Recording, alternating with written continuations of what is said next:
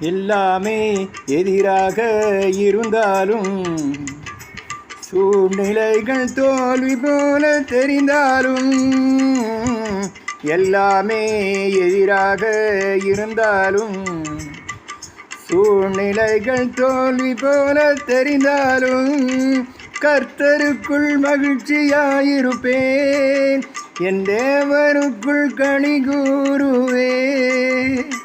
கர்த்தருக்குள் மகிழ்ச்சியாயிருப்பேன், என் தேவனுக்குள் களி கூறுவேன்.